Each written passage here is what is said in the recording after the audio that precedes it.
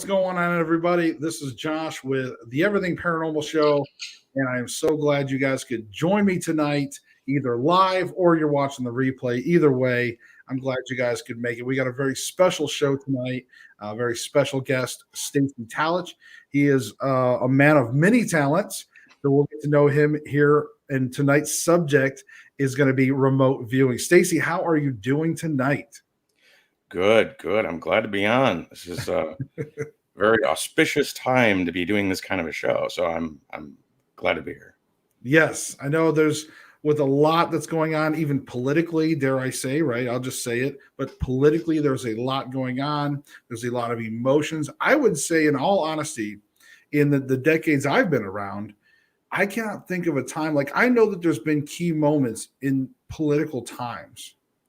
And there has been, like, I know, even like, and I'm just going to say, like, when Obama was elected, I can remember there was tons of, now back then, I'll be honest, I really didn't care a whole lot, but I'm just saying, I can remember back when there was like people freaking out, like, oh my God, it's like the end of the world. There was some people doing that, but it seems like nowadays, like right now, it is really out there. There is just, it's almost different, shall I say. It's really different. So in any case, there's a lot of emotions out there. But in any case, so let's start off. First thing I want to do real quick before we really dive into remote viewing, because I love that, is I want to give a shout out to Clay at Handcrafted Cuts Barbershop. He cut my hair, did a great job. Love it. They're over on 740 Volunteer Parkway, Suite 7, open Tuesday through Saturday, 9 to 6. So if you guys are in the Bristol, Tennessee or Tri-Cities area, go head over there, man. Those guys do a great job. They do. They really do a great job. And they cut my son's hair, which he's not here to show you, but they did a good job with that too. All right, Stacey. So why don't you tell the folks a little bit about remote viewing? I mean, like, I've heard of it from like the CIA days, and I did take one of your classes. So, but I'm not going to cheat.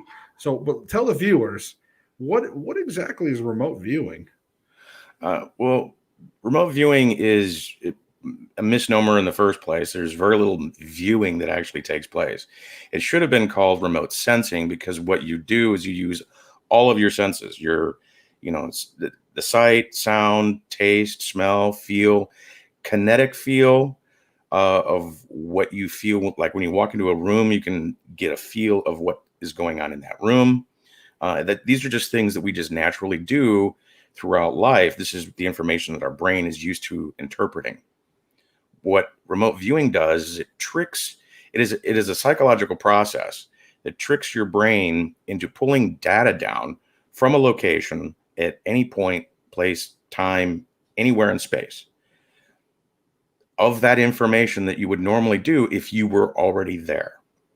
Okay. That information exists even back in time. That information still exists back in time. It exists in the future, and it exists right now. All of that data can be extracted and pulled down and basically put on a piece of paper to ferret out information or actionable intelligence. It is today, a lot of people think remote viewing and clairvoyance are the same thing. They're not. Clairvoyance is used in remote viewing, but remote viewing isn't clairvoyance, because clairvoyance is just the idea of being able to see something in the future or see something from a remote location. You do more than see with remote viewing. You can hear things, you can smell things, you can taste. All of your senses are present at the location. And this protocol, known as remote viewing, allows you to put it in a format that can be interpreted by others, rather than letting it swirl around in the psychic's head of let them try and interpret what's going on while they're in the moment. That's where most errors happen. If you think while you're in that state, your brain will start to trick you with what's known as AOLs, or Analytical Overlay. It wants to give you the correct answer. And a lot of times it'll take a little bit of information, make a presumption, and then give you an image of something that you already know. And I'll give you an example.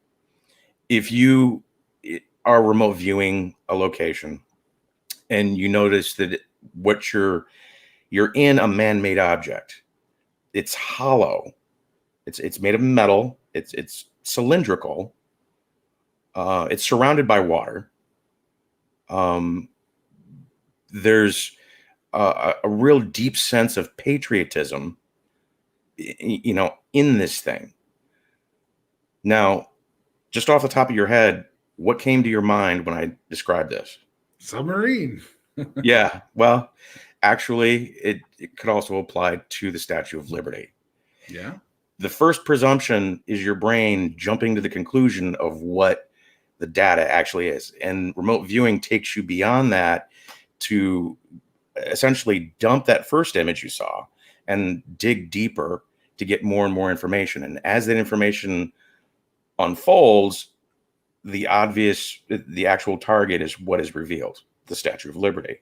So real quick, so if when you're remote viewing, and you said that you really kind of can't think in a way because the thinking might get in the way. Right. So how are you recording it? Do you record? Are you like literally like ghost writing? Is your hand like automatically writing stuff, or are you doing it right after? No, you're doing it in the moment. You're actually writing it as it happens, like a stenographer in court. They hear the words and they put it down on paper. They don't do anything besides listen and record. Perceive and record is remote viewing. If the color blue comes in, you write blue. If the word blue comes in, you write blue. If you see the color, you hear the color, you can even taste blue, as being cold or something along that line. Whatever the information comes in at, you write it down.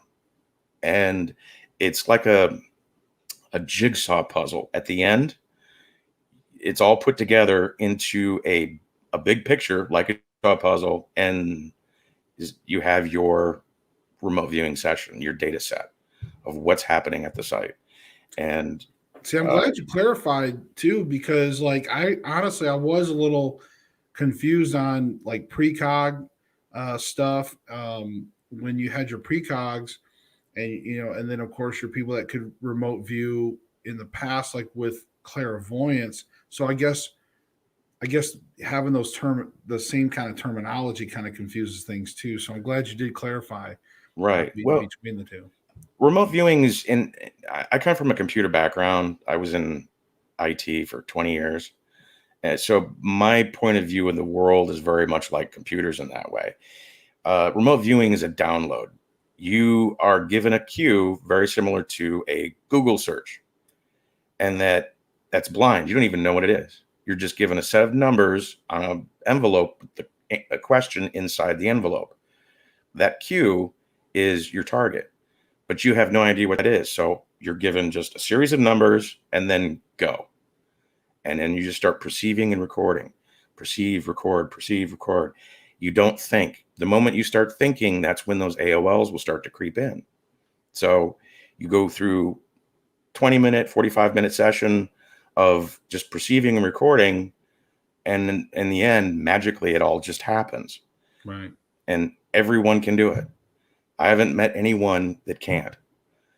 It's an innate ability. If you can dream, you can do it because it works with the unconscious mind. Well, and just to add to that point, and folks, real quick too, if you're interested in learning how to do it, Stacy does have a class on Udemy. I know he's not big into he always gets a little embarrassed when I plug his stuff, but in fairness, it really is a good class. It really is. And I've been taking it, or I was taking it. I didn't get to go to the next part because again, I live in a chaotic world right now, but it is great. And I'm telling you, it is great. So if you want to learn, I'm telling you, I've taken a lot of different classes and stuff in some things, and some things I like, some things are like, whatever. His is a good class. Bob Fountain popped in and said, since all things happen at once, is it correct to say a reviewer is basically tapping into another dimension where time doesn't exist and keying in on what the target is, regardless of time or not or lot? For the most part, that's correct. I don't know about the other dimension, aspect of it, but you do drop out of time. Even when you're in session, it'll feel like 5 minutes went by and 45 minutes went by. Your sense of time disappears. And when you do the targets blind, you don't even know what you're looking at. It could be a coffee cup and sitting on a desk in the Pentagon, could be the surface of Mars, could be the surface of Pluto, could be the surface of Pluto a million years ago or a million years from now. You don't really know what you're looking at while you're in the moment. It's only afterwards that where you look at the cue, you're like, oh, okay, now that makes perfect sense what that is. Because Okay. when you're in the moment, you're not thinking.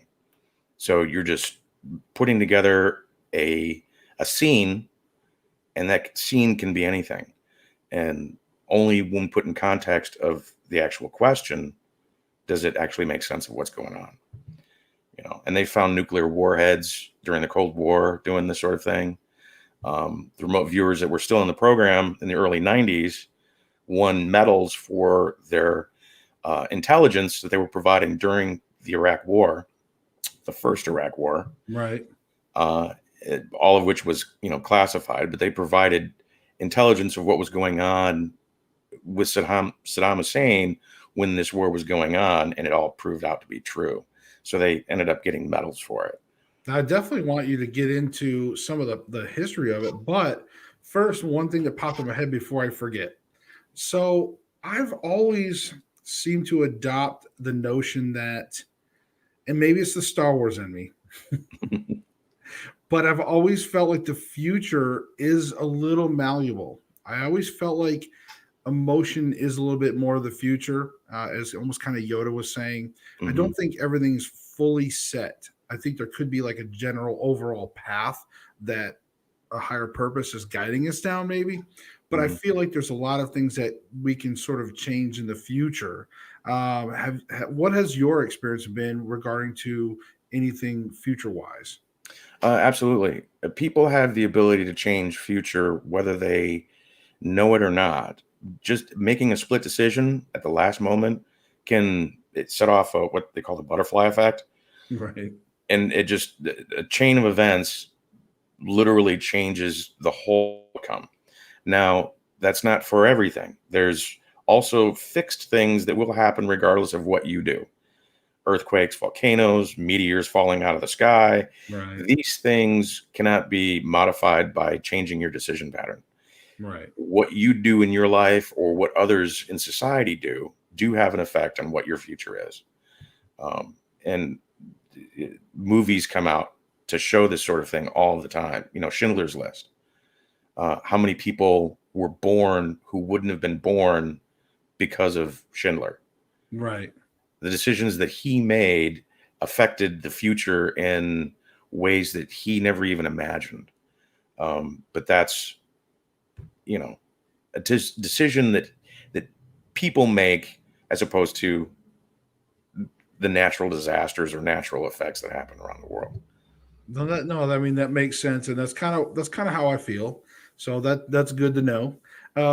Okay, so why don't you go ahead and talk a little bit about the history, because I think that's pretty cool. I know that there was some CIA programs and things like that, and it would almost make sense that I can almost see these guys, being handed just like cues, and then they write everything down, and then it's whisked away to some analyzers, and and they're probably analyzing stuff and not even sharing with the remote viewers what it really is, but they're over there analyzing stuff. I could just see it as a definite government program. So Well, so for the what's the longest deal on time, that? it was part of the military.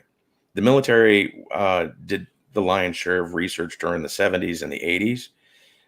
In the mid 80s, it really took off and ended up being the downfall of it, because Ronald Reagan and Nancy was an astrologer, and not an astrologer, but she believed in astrology. Ronald Reagan believed in astrology.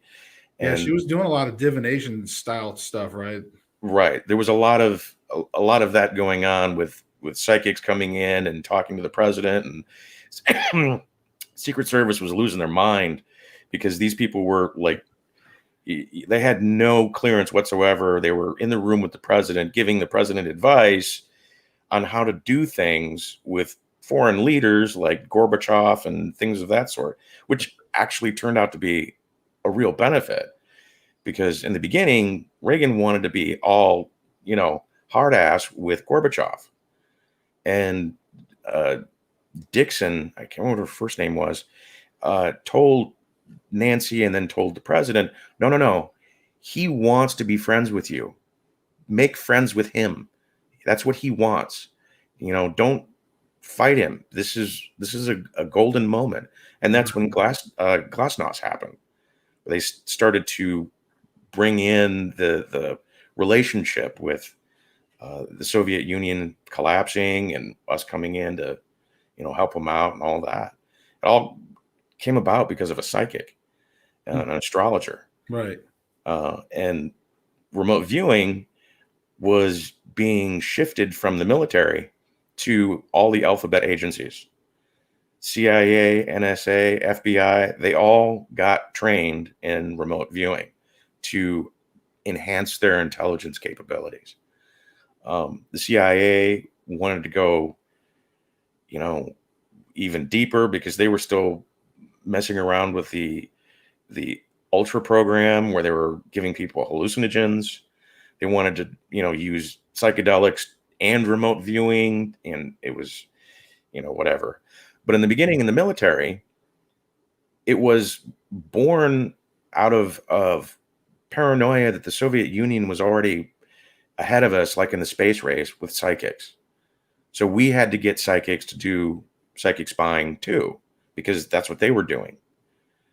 And they were bringing in all these different psychics from around the world. One of them was Uri Geller, who the amazing Randy keeps trying to debunk.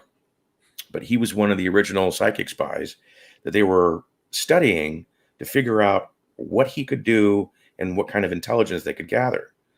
They brought in another one, an astrologer called Ingo Swann, who was a bit of a,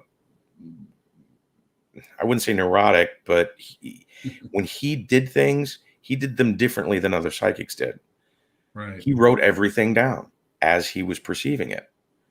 And the scientists realized that this was a pattern. You could actually create a pattern, and it was teachable.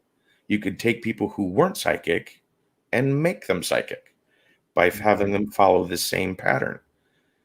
It was Ingo Swann who actually coined the phrase remote viewing, and it just stuck.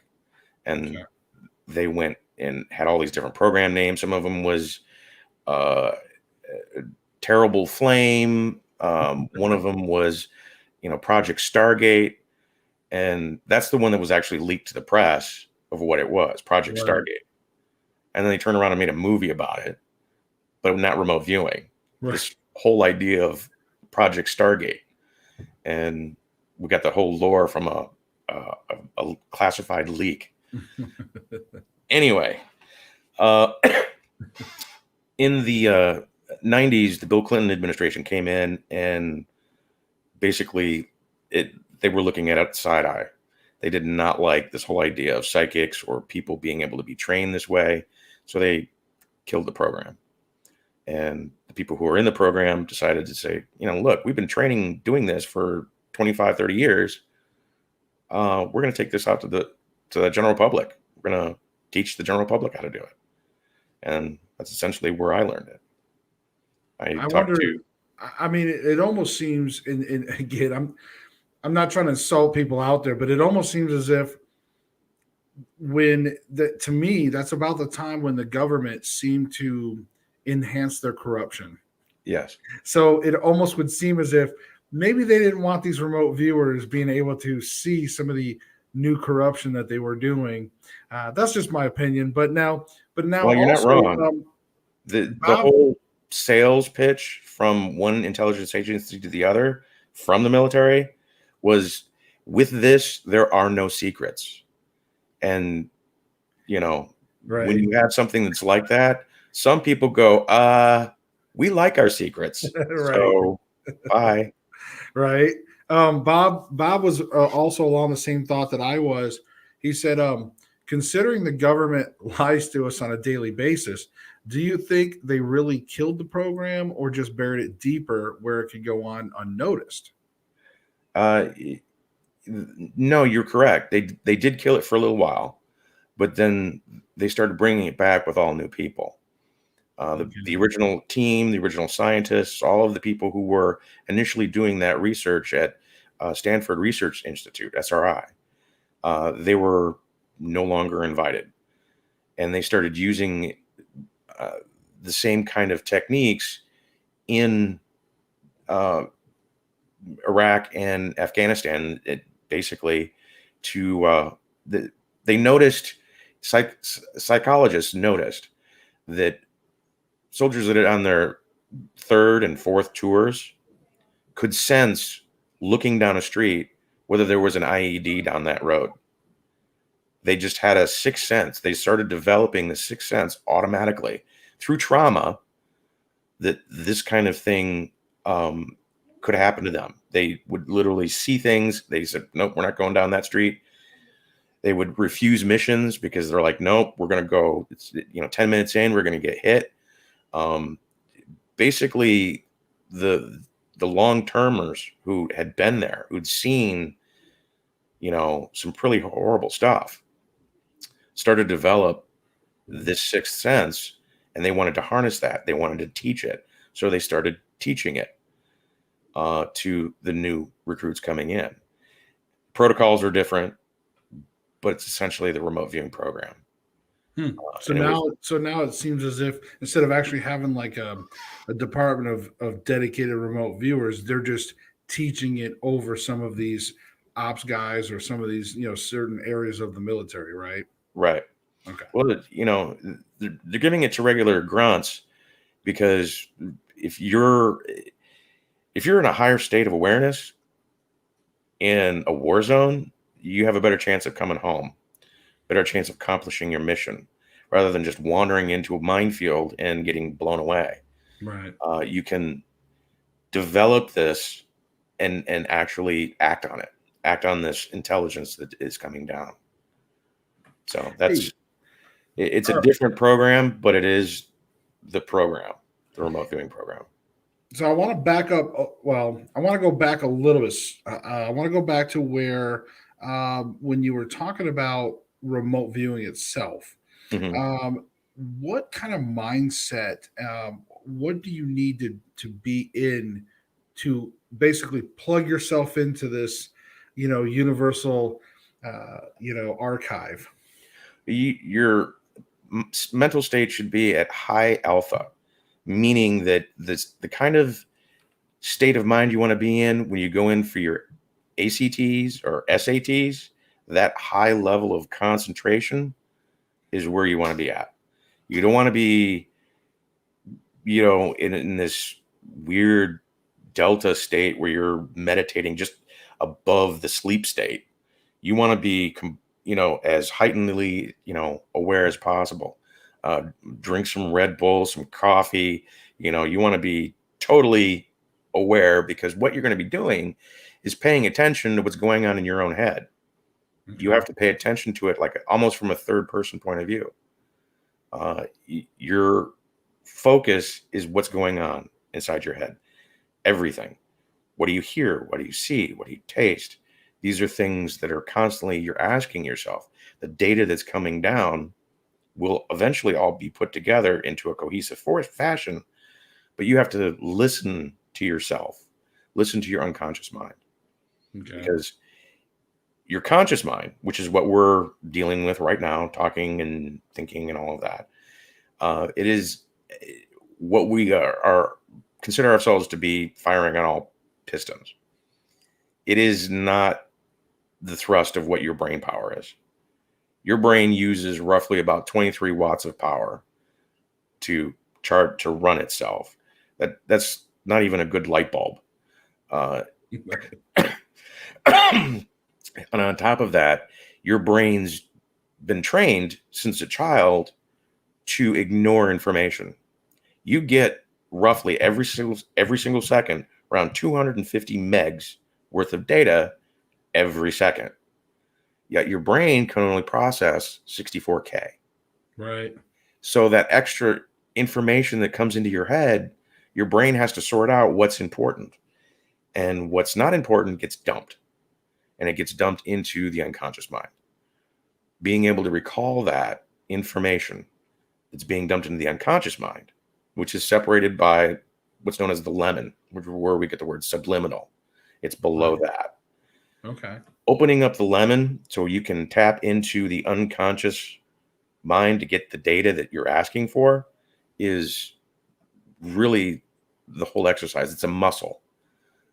And like anything else that is a skill, all you have to do is work it. And it'll eventually you learn through muscle memory. So where you'll start getting information and getting data about things when you're not in session. You're driving down the road. You'll ask yourself a simple, just kind of talking to yourself. And I wonder if there's a cop, doing a speed trap down the road. All of a sudden you hear, yes. Whoa, hey, okay. We're going to take that information at heart.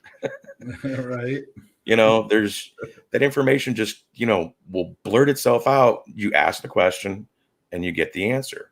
Just by doing remote viewing, that process is opened up to you to where you can literally be anywhere at any time and be asked a question and it just pop, and no thinking involved. You're just hearing the answer and it just goes, heads or tails. Right. You just hear it. You just see it, whatever. Because you got to be able to hear it. Well, yeah, Right. the question needs to be asked. Right. And that's, there was a Nick Cage movie where he was a psychic. He could see 2 minutes into the future. And the whole premise of the movie was, you can see the future, but by seeing it, you change it. And that's very similar to what, actually happens. You can change the future just by seeing it, being the observer. Bob did say he has a question again. Bob loves talking about this stuff. This is great. And you got some good questions tonight, Bob. He said, do the non-government trainers communicating with each other to use the best techniques with the highest accuracy rates? Yeah, I know what he's talking about. The remote viewers, this is still a program or a technique in its infancy. People are trying new things all the time to try and bring the accuracy to 100%. Because as it is right now, any blind remote viewer who does any target, the best they can get is 80% accuracy on their session. They will never get 100%. 80% is really high. 51% is considered a hit. And, 80% is very common. But anything beyond that is difficult. You have to be a psychic superstar kind of thing in order to get above that. And it's a skill. Eventually, everybody will get to 100% once we develop the techniques that will get you there. But so is Bob kind of talking about working together with like remote viewers working together or solo? I mean, because obviously solo. Well, you can do both. There are Facebook groups that have remote viewers that get together and work on session work together. They do practice targets. The big thing right now is everybody wants to figure out how to win the Powerball, which is a lot harder than it sounds, because remote viewing, you can remote view anything in a person, place, thing, or event anywhere in time, but it actually has to exist somewhere. And Powerballs, they just have a graphic on a ball that has no value to it. It's just a number. It's a character. It could be a star. It could be, a dollar sign. It doesn't really matter. It has no actual value attached to it. Right. So it doesn't exist. Money itself actually doesn't exist. So trying to remote view the stock market is also very difficult because you're dealing with indicators in the digital world that don't exist. And you're asking the universe to give you answers on something that really isn't real. So it's very difficult. You can do it. There's a strategy called associative remote viewing where you can give things a value and say, is it going to be bigger than this or smaller than this or, whatever. But it's a strategy more than being able to remote view a dollar value. Gold has no value. You can remote view gold easily. I can find gold anywhere in the world. But if I say I want to find gold worth, $1 billion, I forget it. It's not going to happen because $1 billion doesn't mean anything to the universe. Right. The gold is physical. It actually exists. You can. It's too bad because it means something to me. So now, has there been a time when remote viewing has helped you personally, just with some aspect of your life? And Oh yeah. How? I actually had a bit of a scare. It was, I call it my Jedi moment. My wife was getting ready to take a business trip, and she needed some cash, and it was like 2:00 in the morning. So I was going to run to the ATM from my house in the country into town. And, I'm in my head trying to think of all the things that she's going to need, the flight, driving her to the airport, all the stuff that goes on in your head when you're getting ready for a big travel event. Right. And I leave my house, I go around the corner, I'm on the main highway, and literally 3 seconds before it happened, I saw myself getting into a car accident, a head-on collision. As another vehicle was approaching, I saw myself in the accident, literally as it was a smaller truck than mine, but still a truck. Right. And I locked my brakes up. I mean, I came to a complete stop, and I still got hit. I got he crossed the center line. He was actually smoking a cigarette. He dropped the cigarette, went to reach for it, and he turned into my lane. He was actually turning into the ditch on my side of the road. I just happened to be in the way. And he peeled back my Ram truck like it was a tin can, a can of tuna, and rolled his. I counted it 13 times in the ditch. I thought he was dead, or in the trees, because that's how violently, it went down the ditch. And no, he was fine, very drunk, but fine. But that was, a remote viewing moment that I was not in any state of mind where I was thinking about psychic stuff. I was not thinking about the future. I was thinking about planning my wife's trip and making sure that she was going to be taken care of with the money that she needed, with all of the whatever. And so in my mind, I was distracted, and it just came in my head that fast, and I reacted. But, in my opinion, I'm not sure if you really was distracted. I mean, if you think about it, you were focusing. You were focusing on a list. Your mind was set trying to, you were trying to focus on some stuff. Yeah. So, I mean, in a way, maybe that's just my opinion. So, well, I was highly focused on other things. Right. I could have been just, sleepy, kind of like, all right, I'll just go to the ATM, think about whatever, no, I was very well awake and, at Right. 2:00 in the morning. But I attribute that to remote viewing because at the time I was doing experiments with remote viewing the sports, the ponies and the MLB, trying to figure out teams of who's going to win what. I was doing off-track betting, and the sports betting is banned here in Louisiana, but off-track betting to see what techniques work in what way. Right. And I've been doing that for weeks. Or something. Jeez, you need the almanac for that.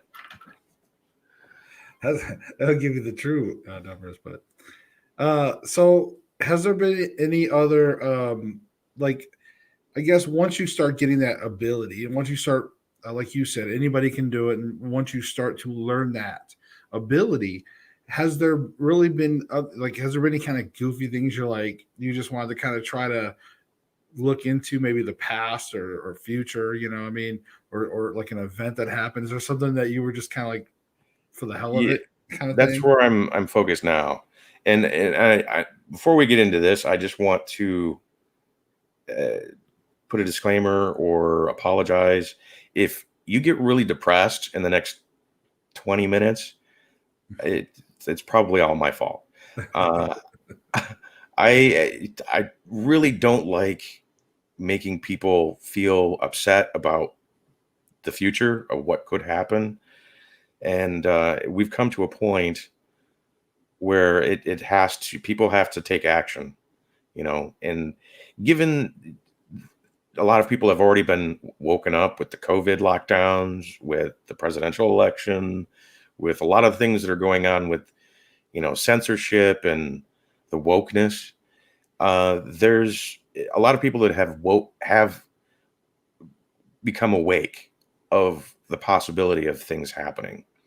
So this isn't going from scratch. A lot of people pretty much are already on board with a lot of this.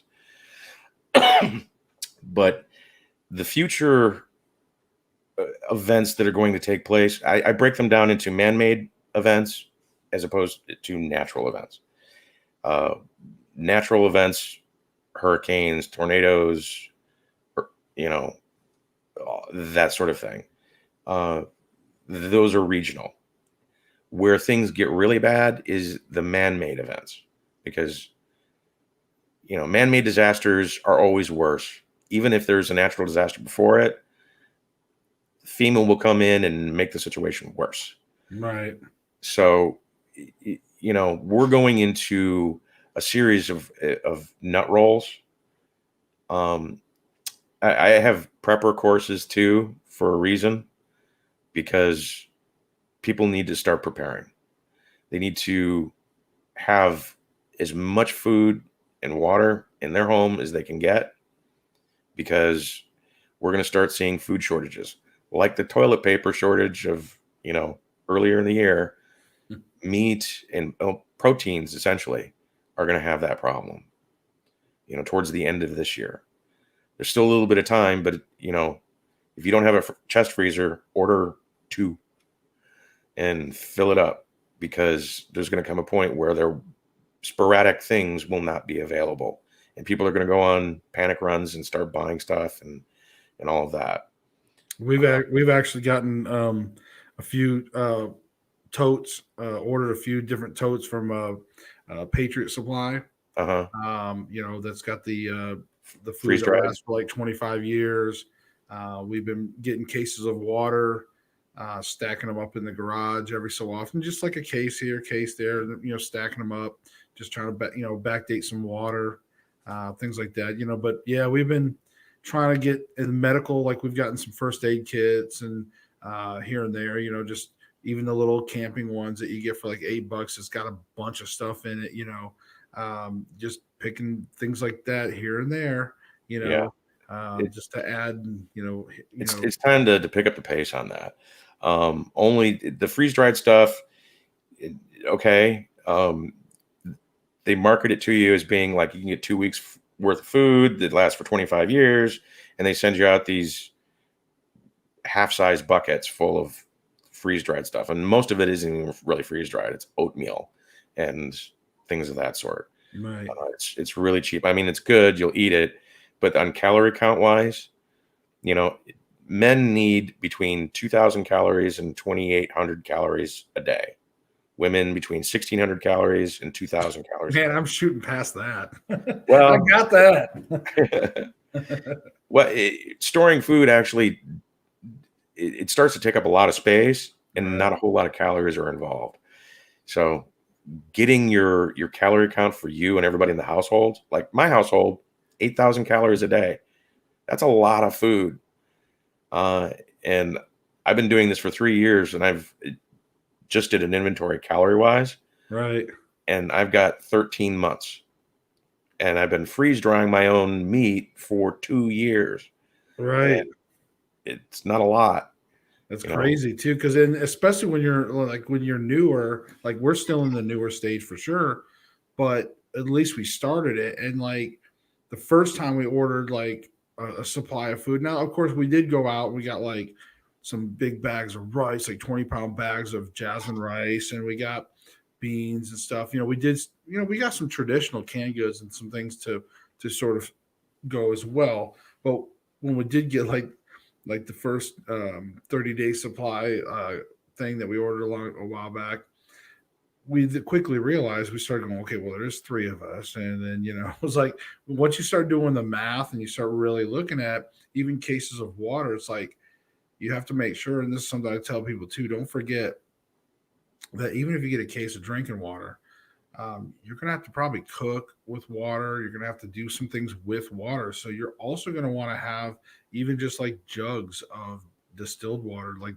whatever, just bigger supplies of water than just drinking water. Because once you start using those little drinking bottles or whatever, and you Right. start trying to cook with them, you're gonna burn through your water quickly. So Well, the best is to have a renewable source. If you live in town and there's the water services, pee in your and mouth.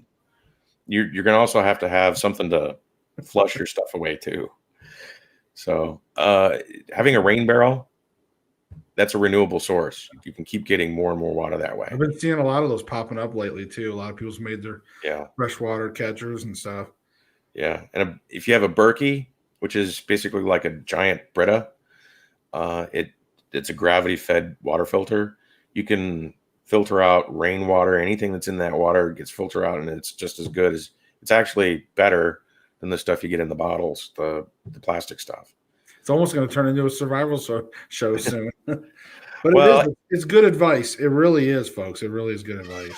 What we're going to be dealing with, and bringing it back into the remote viewing, I focus on the future of the disasters that are coming down the pike, and you do them in order on the nut roll.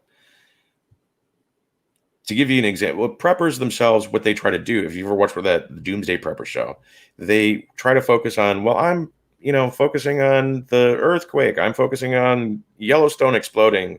I'm focusing on the economy collapsing. They do that, which is not what real preppers do. It's all the above. They prepare for everything that comes along. That's what the mindset that people need to have, because we're going to get all of the above. We're going to have an economic collapse. That may happen in just a matter of weeks. We're not very far from that. An economic collapse we actually essentially started, if you want to look at the math. Well, they're trying to do the global reset anyways. It's already known they're trying to do the reset. So it's a controlled demolition is what this is. Right. They're trying to destroy everything that exists as far as economics is concerned and reset it into something that they think is more utopian. It's communist, but it is in their mind utopian, which is what all communists have anyway. They're all, utopian on, well, they just didn't do it right. We know how to do it right. Whatever. The Great Reset is part of the problem, but it's also part of the solution. And it will be not that big of a deal in the long run anyway, because the ultimate event is what Ed Dames, my teacher in remote viewing, calls the kill shot, which is a giant CME with a class X flare that sends our power grid into the Stone Age, back to the 1800s, for 2 to 5 years.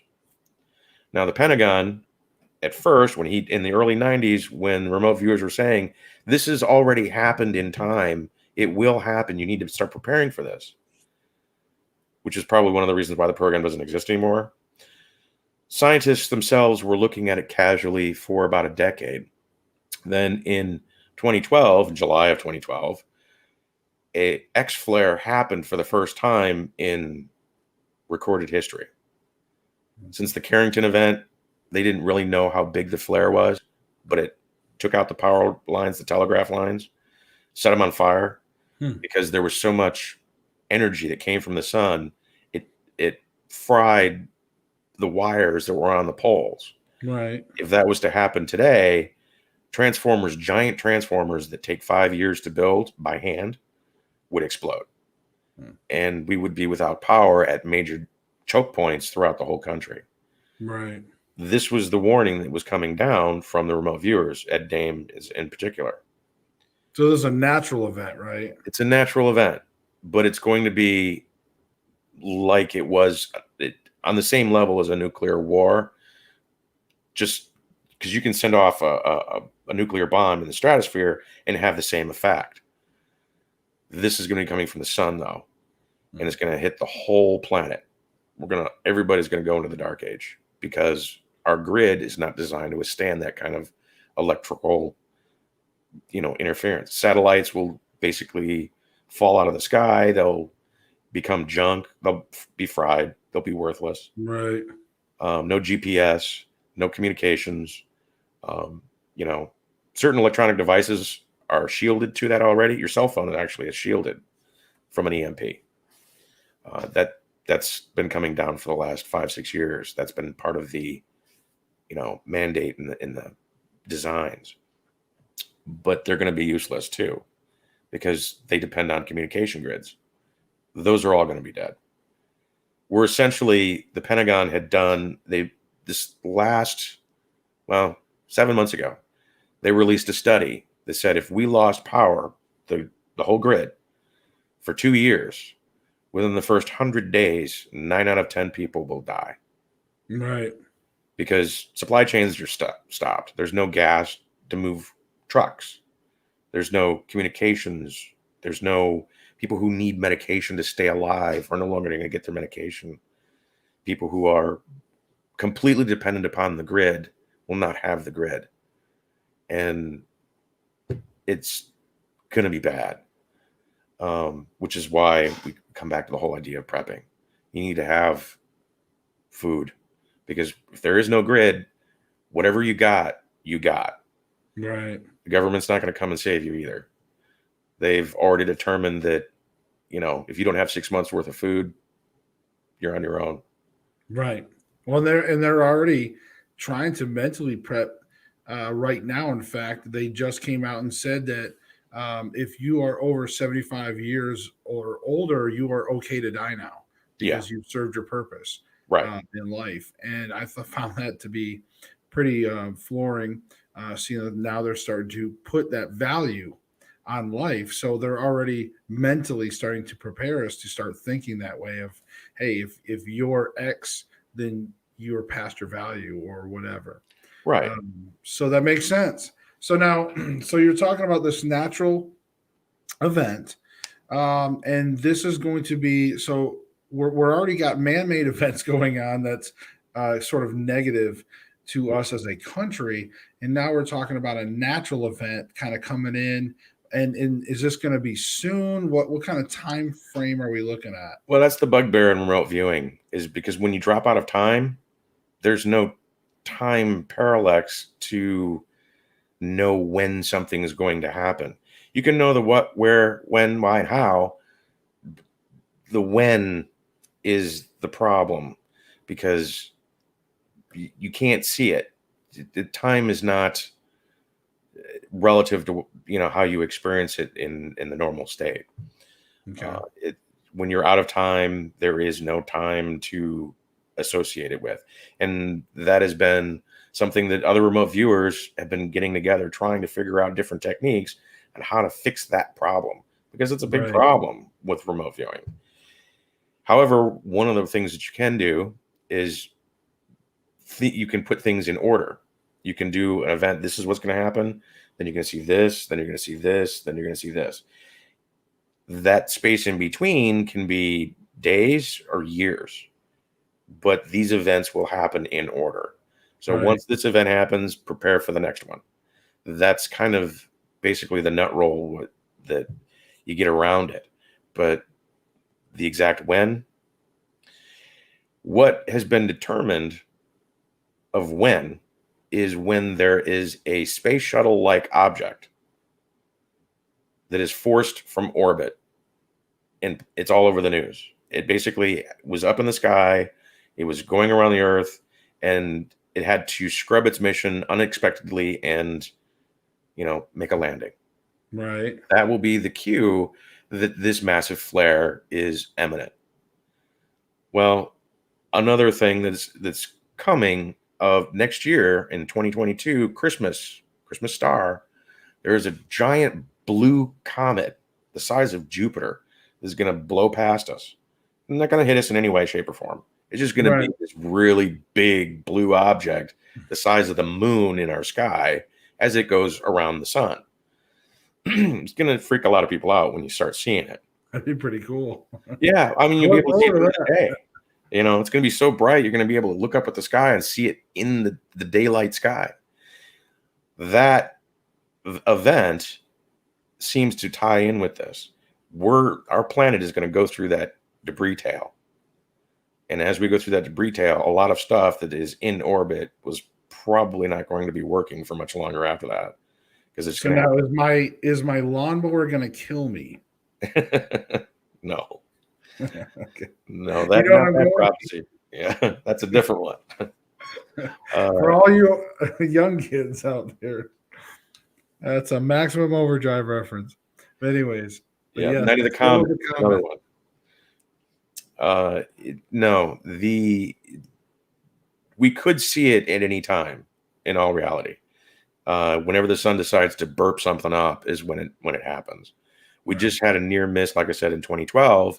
That if we had gotten hit, we missed it by 8 hours. By the way, if we got hit by that CME, we would already still be in the dark ages. There would still be no electricity. You know, a lot of people would have already died. Now, what's the heads up on it? Like, I know that there's times when they'll say, like, hey, we're going to have a solar flare. Right. Like, but what's the window from the time they usually see it or know it's coming to, you know? Well, a solar flare is different than a CME. A flare is basically like a flash bulb on the sun. It shoots a high intensity gamma beam in some direction, anywhere. Right. A CME is a coronal mass ejection. It means it's basically coughed up the surface of the sun and thrown it out into space. And that can take anywhere from 8 to 30 hours to reach us, depending on the velocity, the wind speed. So they can see it a good 8 hours ahead. Okay. So now that's not a lot of time, though. No, it's not. You know, and if would they even tell the public? Yeah, they're not going to tell anybody. They're just going to, the military is just going to go into hiding. You know, the government's going to go underground. They recently just reopened Cheyenne Mountain too, by the way. They refurbished it and redid it. It was closed down during the Bush administration. And 2 years ago, they decided, you know what, we're just going to fix it up and reuse it again. For whatever reason, they didn't say. Iniga's family said, read 1 second after. Really accurate story if an EMP is used. Great book. Yeah. They have actually a documentary on that too. 1 second after is scary stuff. Some of it is real. EMPs are, there's a variety of different scale of EMPs. An EMP from the sun can come in two forms. It can be the CME. It hits our electromagnetic field, sends those charged particles through the bands of that magnetism and hits the earth and sends electricity throughout the whole planet and shorts everything out. Then you have the gamma ray burst from the flare, which is at the speed of light. You have no warning. It hits the earth in one section where the facing side of the earth is to the sun. It hits the upper atmosphere, splits those atoms in the atmosphere. That creates your splitting of the atoms and your EMP from the sky. The EMP isn't the gamma. It's as the gamma splits the atoms of our atmosphere as it's hitting the planet. That's where you get your EMP from that. And that's the same as what happens in a nuclear warhead. You know, it's up high in the stratosphere. It sets gamma radiation, high energy into the atmosphere, splits the atoms, and your electrical pulse is flattened towards the earth. EMPs themselves, too, are line of sight. They're not this magical thing that penetrates all things at all the time. It is literally whatever is in the way, like a lightning bolt. You can shield from an EMP with a Faraday cage, which is the same thing as your microwave oven. It's a Faraday cage. You can use paint to do that. They actually sell paint called Sun Shield that will protect your house from an EMP.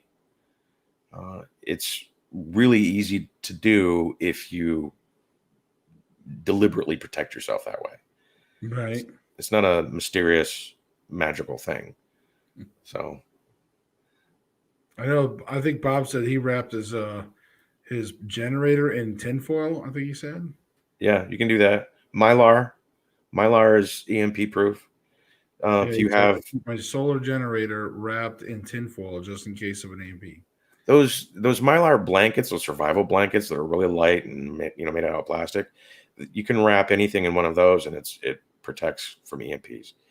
Anything less than an inch gap, because they can penetrate through an inch worth of space. So if you have a chain link fence that has less than an inch gap in between the chain link, that'll stop an EMP too. So it's not something that is going to hit everyone equally, and it's really all depends on how you prepare for it. But that is an eventuality. The grid is totally exposed. There's no way, and when the grid goes down, there's no way to shut down the nuclear reactors. So you have a cascading event where the nuclear reactors themselves start to overload because they can't shut themselves down. You have Chernobyl or 3 Mile Island all throughout the country, and remarkably, for whatever reason, scientists used to call nuclear reactors a precision scientific device of detecting fault lines. Because for whatever reason, they built these reactors right on fault lines everywhere. You look at the Madrid fault line that's supposed to crack the country in half. There's like a dozen nuclear reactors on that thing. Why?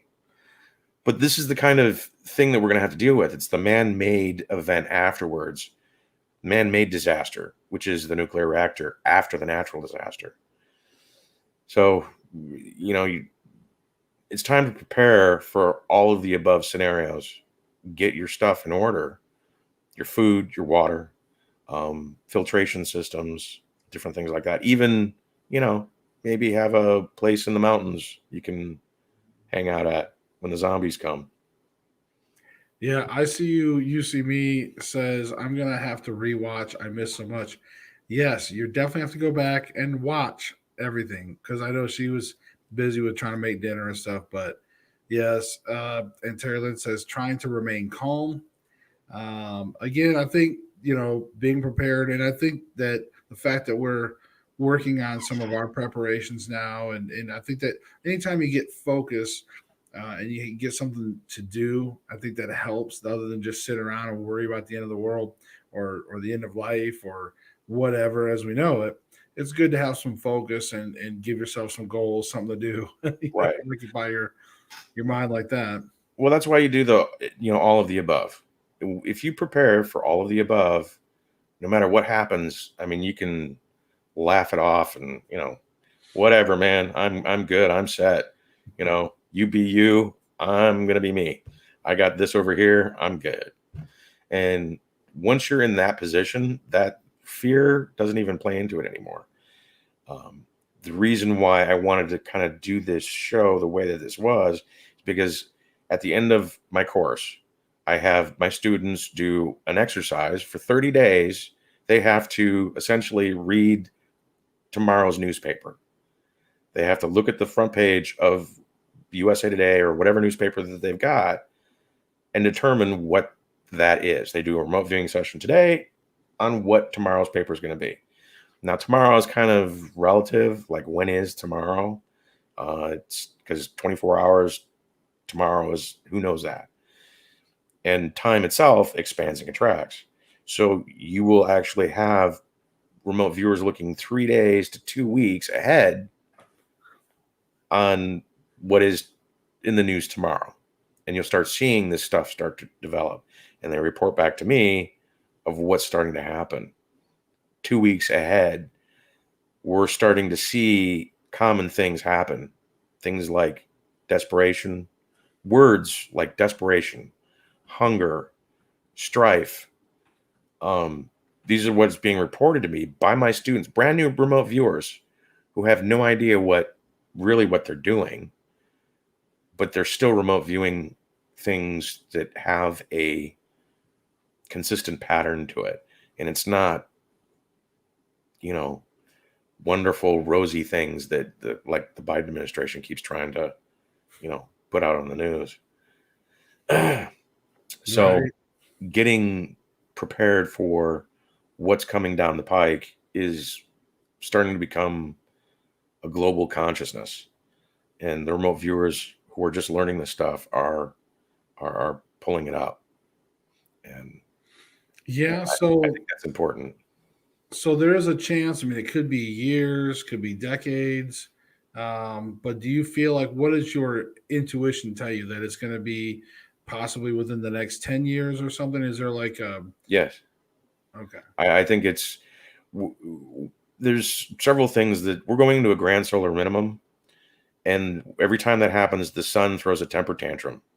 It looks like it's dimming and it's putting out less and less and less. And then all of a sudden it burps and then it dims some more. But that burp is what happens during the grand solar minimum. The big aurora borealis, this is throughout history, during the Maunder minimum, where it was like 30 years, we went into a mini ice age. They talked about the aurora borealis reached all the way down into Africa. That kind of solar wind taking place is massive CMEs that are happening. Right.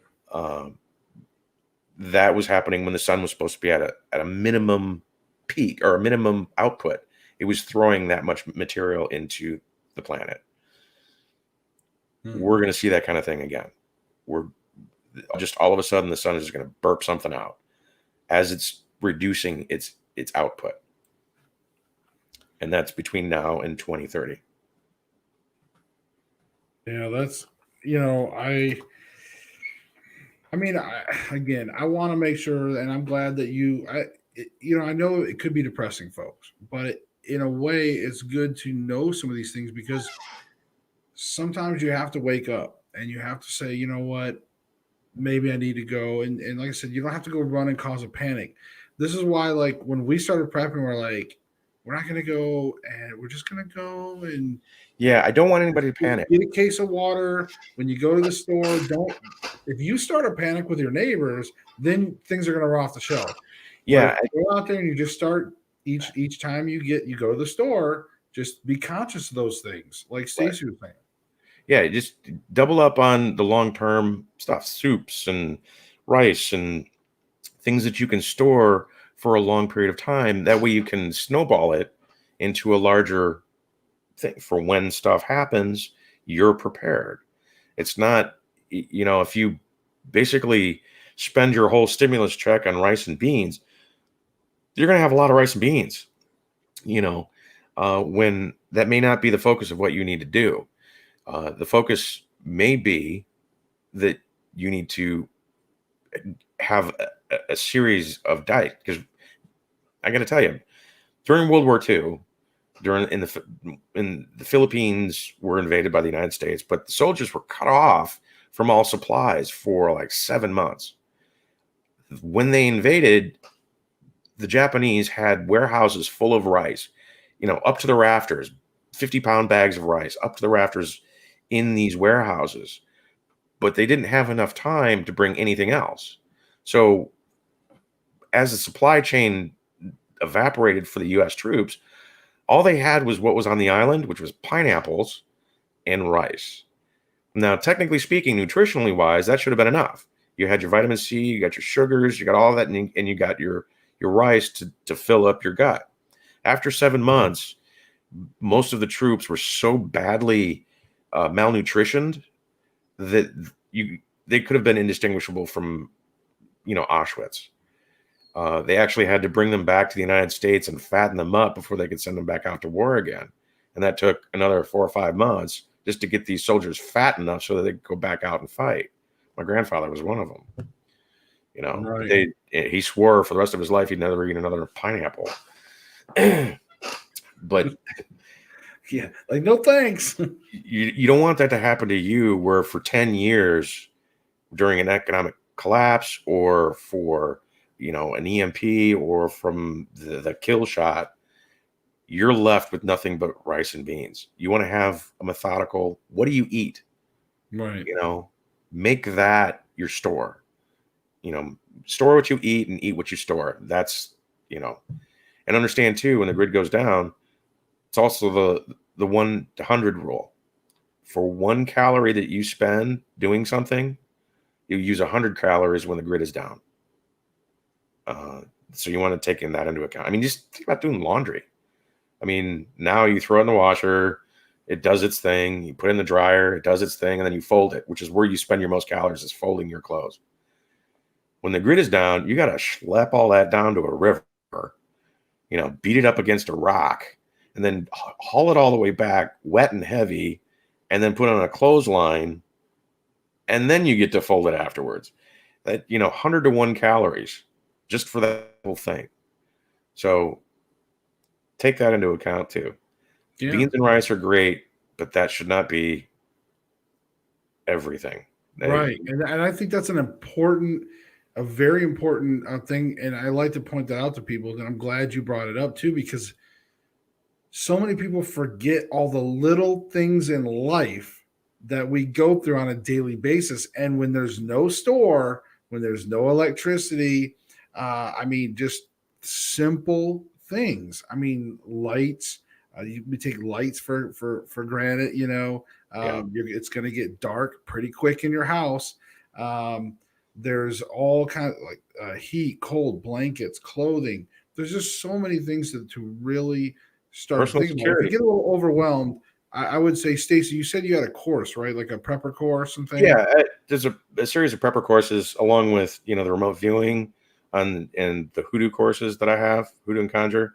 The prepping courses are really simple, and go through it, and they're going to be on sale this weekend. I'll probably use the code TAPS, so get it for 90% off. I think Saturday. But if you use that code, right now it's 50% off, but don't do that. Wait till the coupon comes out.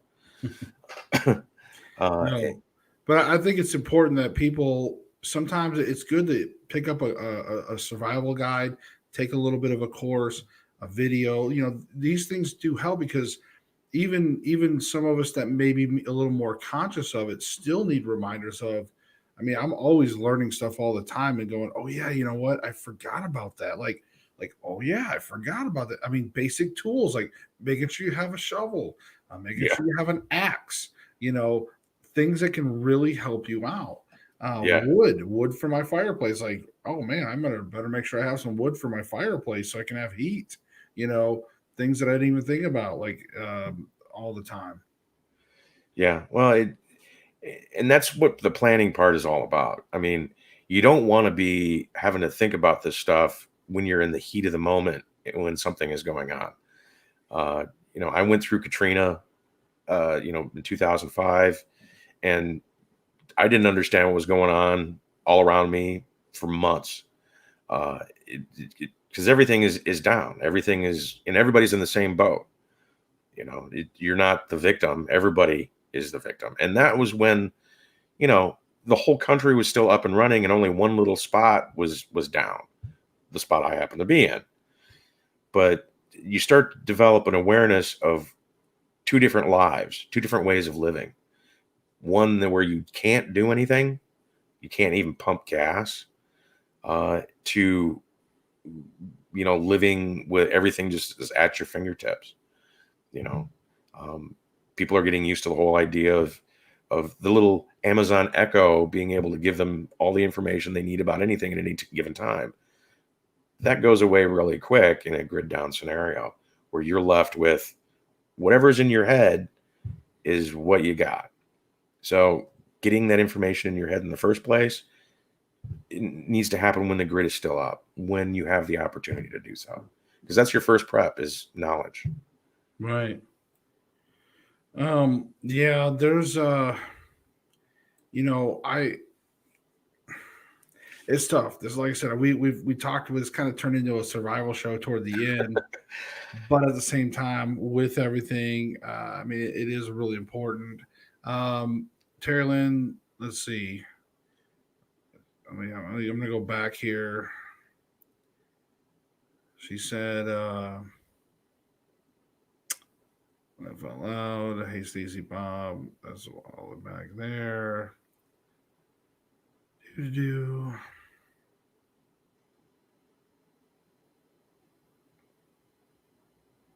She said, "Oh my God." She said she was trying to remain calm. I said that, and then she said, "Tell Stacy what I told you my vision was. Tell him you'll remember I was a wreck." Um. See, and that's the thing is like I'm trying to remember what her vision is. I keep trying to get her to tell me on text here, but I know, and I think she might even have mentioned to you before. I know that she had talked about missiles. Yeah, the war, and that's coming too. That's not our immediate concern, though. Our immediate concern is economic collapse.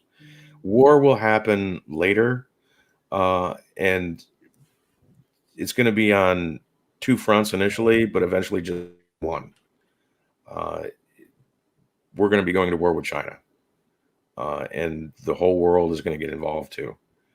But first, the United States is going to be in the midst of a civil war. That's going to be really short-lived. It's the war with China, which is the real danger. Okay. Well, I got Terry Lynn on the phone here, so that way she can cue in here. Am I live? Well, I'm watching the stream too, so I can see him. Hi, Stacy. Hey. Okay, listen. See, I'm trying. The reason why I didn't want to call in because I didn't want to cry. I know, honey. I was trying to remember. I didn't want to misrepresent you either. And I'm sure Stacy knows what I've seen. I know he knows because it was so real, Stacy. When the military was coming in, and I was doing everything. I was a panicked wreck. And Josh couldn't understand why I was so panicked, and I was freaking out. I didn't want my family nowhere away from me. I didn't want my son right beside me, just in case, because I kept seeing houses being leveled, and I was standing there, and I could see the sky turn red, and I could see the smoke, and I could hear the screams, and I've never seen that before. But I kept seeing these visions of these houses just getting leveled. And I'm standing there and I could hear the screams and I could see the bomb. I've never been around war. The most I've ever seen is, you see something and you watch it on TV and it's, you watch it on TV. It's like, oh, that's in another country, and we're all guilty of it. It's like, oh, that's over there. We don't have to worry about it. It's not the U.S. It's not on American soil. Well, now this stuff is coming to the American. It's coming here. And I saw it, and I felt it, and I got down on my knees, and I said, you know what? And I voted for Trump. I voted, and I was like, I was so scared. I was like, my God, if this happens, okay, fine, God, fine. I pray for peace. I don't care what happens anymore. I just pray for peace, please. Don't shake that extra sketch because you can just shake that extra sketch and we can all be done. And just start over. I said, please, I just pray for peace. I just want peace now. But it came to a point now that just praying for peace isn't going to work because it's gotten worse now, and it's getting worse by the day. They're cutting off medication they're raising prices on insulin for children. There's a lady that just lost it today because her little box of insulin that she gives her child is $500 a box for her child to stay alive. And they're counting these kids as they don't matter. Anybody with special needs, they don't matter. And I can see it coming, Stacy. I can see it, and it scares me because I have a child. Yeah. I have a child. Yeah. You know, I'm scared for all the children, but I see it in this whole remote viewing thing. Yeah, you know, I've opened my mind up. I've seen some things that are awful. I've really opened a lot of things that I did not know about that didn't exist. Adrenochrome, all this crap I did not know existed. Oh my God. No wonder he hasn't shaken the Etch a Sketch by now. You know? So I know you feel me, Stacey, and I don't know. Am I seeing the right thing? Because it scares me to death, and I just want a future for all of us, you know?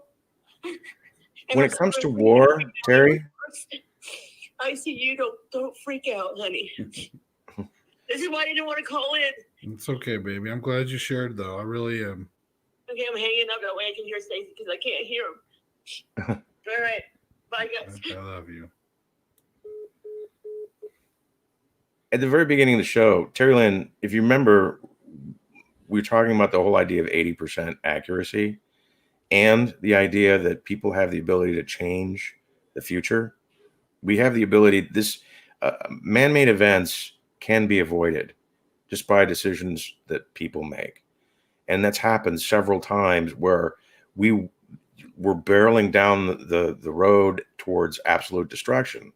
The Cuban Missile Crisis, for example. And a few key decisions, of course, my brother decides to call, a few key decisions happen right at the moment for a few people that affected everyone else. And we avoided absolute disaster. Being able to see traumatic events that are man-made may or may not come about. Understand, because everybody, butterfly effect, every decision you make can actually affect the whole world. The FBI has done studies on this too, where people have meditated around the world at the same exact time, and terrorism dropped 30%, 40% actually, just by that meditation, sending through the human consciousness, the unconscious mind, that look, peace is probably a better way to go. So people stop committing acts of terror. This kind of prayer and meditation and making decisions that are positive towards peace actually affect that future outcome. Like attracts like. Everything that you do, if you become so consumed with fear and anxiety, what you're doing is you're attracting that into your life. You know, the word of God, the name of God is I am. So whenever you invoke that, I am sad, I am scared, I am terrified, you are invoking the Creator, the name of the Creator, to create that in your life. And you're not just expressing a feeling, you're bringing that in. So understand that, yes, these visions may very well be very real, but they're not fait accompli. They're not an absolute. There will be war. That's a constant. There will be a civil war here, short-lived. Then there'll be a war with China. That is a bit scary. But the war will stop right before the solar event, the kill shot. That's been part of the nut roll of the things that we know is going to happen.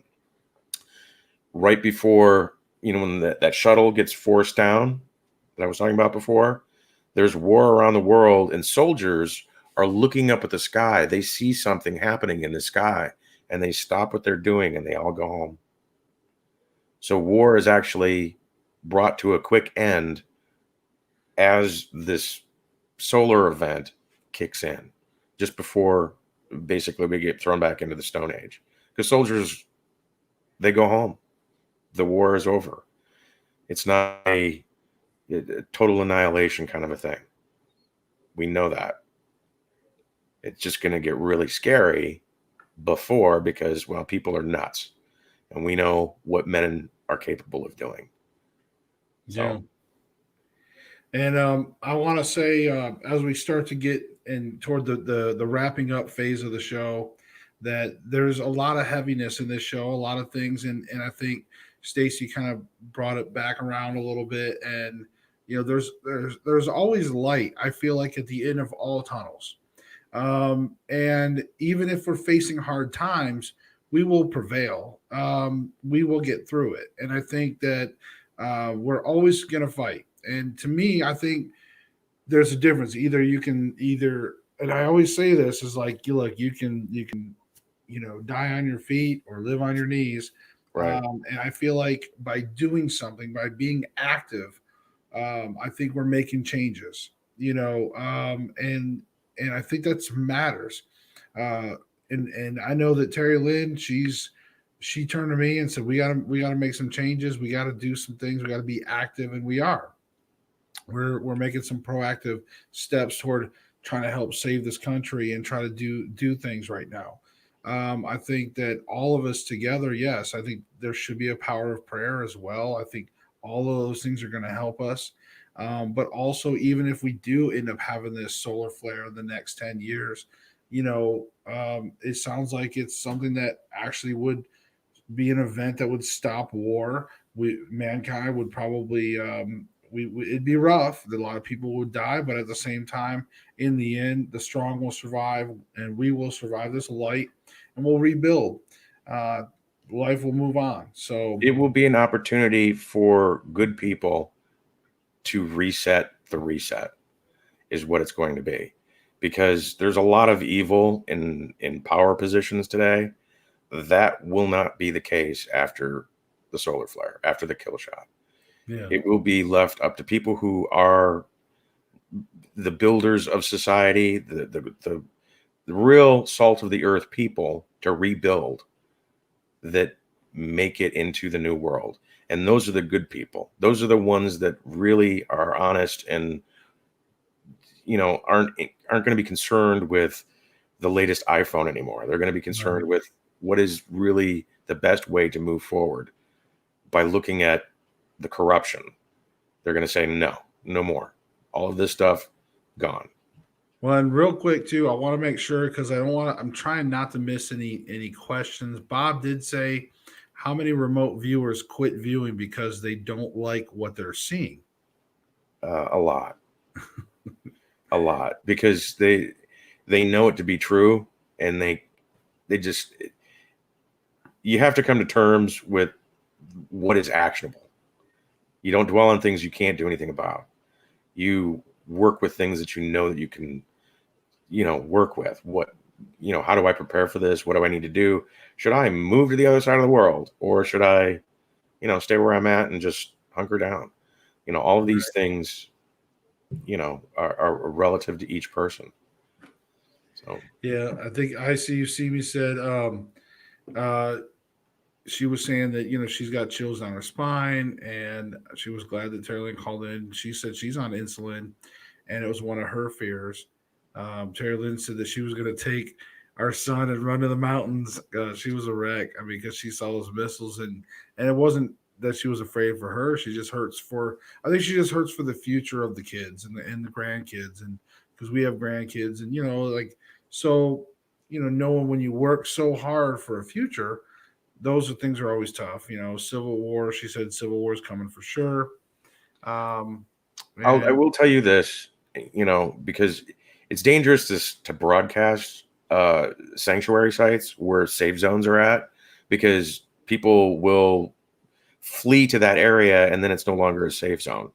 It's really the least population dense areas, but through the Appalachia and through the Rockies in Colorado up to the Canadian border, on the east side for the Rockies, are a safe zone.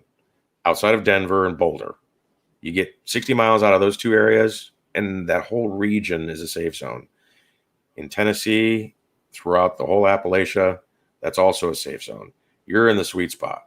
If you can get to an area or have an area bug out location with 40,000 people or less, you're doing great. You're awesome. I don't know if that's where you're at now.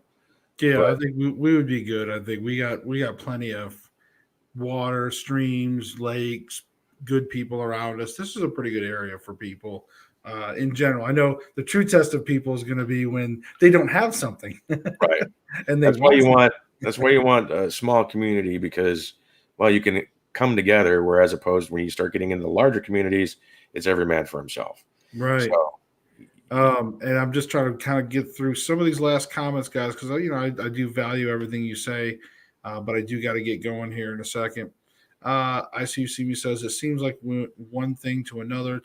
Impeachment failed. Next day we got the V. You know what? Then on and on. We got to pray and be positive. Terry Lynn said, Stacy, I really value your thoughts, and I thank you so much for all you have done for me. you're welcome. I know. Me also says, I felt this coming since 2018. I just could not put into words that we all need a reset. Bob said, God lets our souls come to earth for lessons at the time we need them.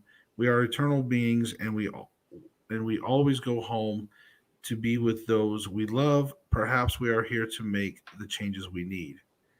So some really good words, and I really love this episode. I'm really glad you got to come on here, Stacy. I hope this is kind of the episode you were wanting, because I know this was like you were really wanting to come on here and talk about these things. Was there any last? Is there any last minute things you want to throw in here to wrap it all up? It really, preparing is an individual choice on what you want to prepare for. The length of time, whether you want to bug in or bug out. There are safe zones all over the world. Individual sanctuary sites. I teach a course on using remote viewing to determine what your individual sanctuary site is. Mine happens to be in Colorado. I'm not going to go there. I'm going to stay right where I'm at, because, given all the stuff that's going on, I want to be in a deep red state. Hey, you're welcome here. Well, I know that's a sanctuary, and I know some people in Tennessee, and I actually thought about it for a brief moment, but I'm going to stay here.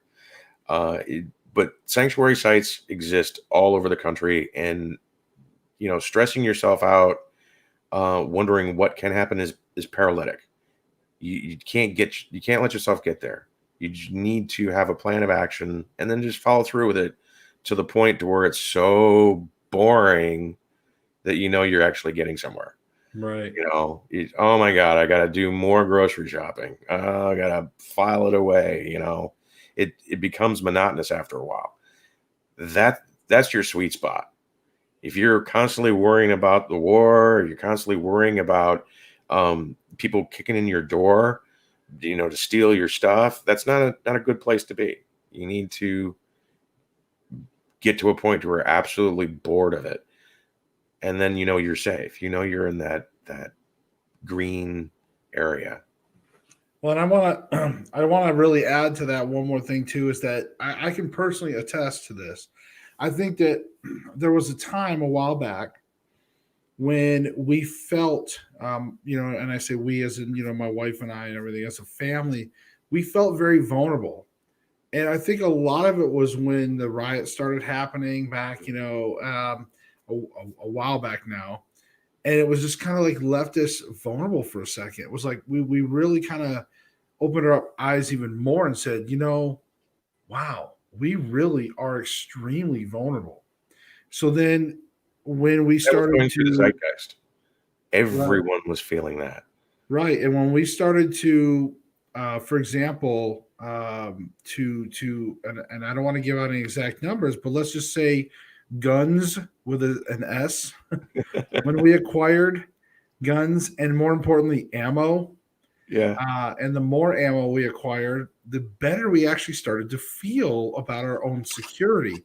And amazingly, once we said, hey, we need to start being more, we actually started to to worry about our food resources.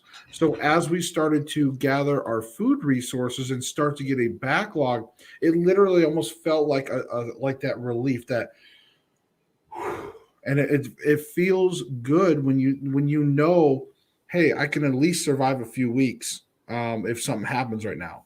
Now again, a few weeks. Then when you extend it out and you go, hey, now I'm at to a month at least.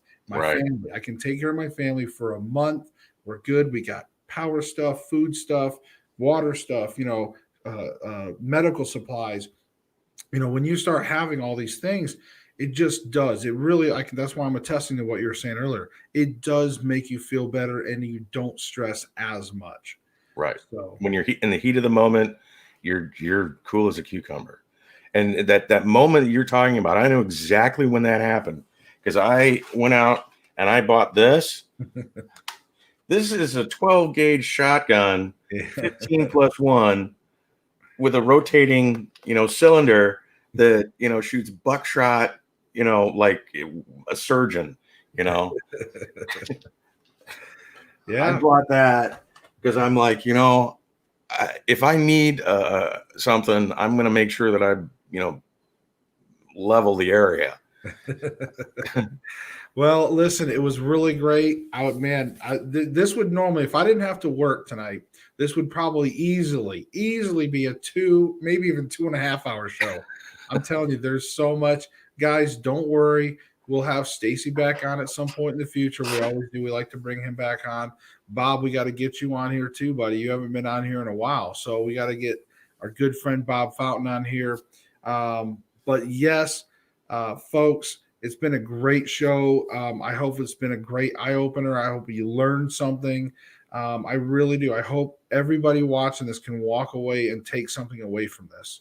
And I was always told by some successful people, if you can just take away one thing for sure, then that's your goal, at least minimally. Just walk away with one thing. So I hope you guys got many things today. So other than that, guys, thank you so much, Stacy. You guys seek the truth. We'll see you in the next show. Had fun. Thank you.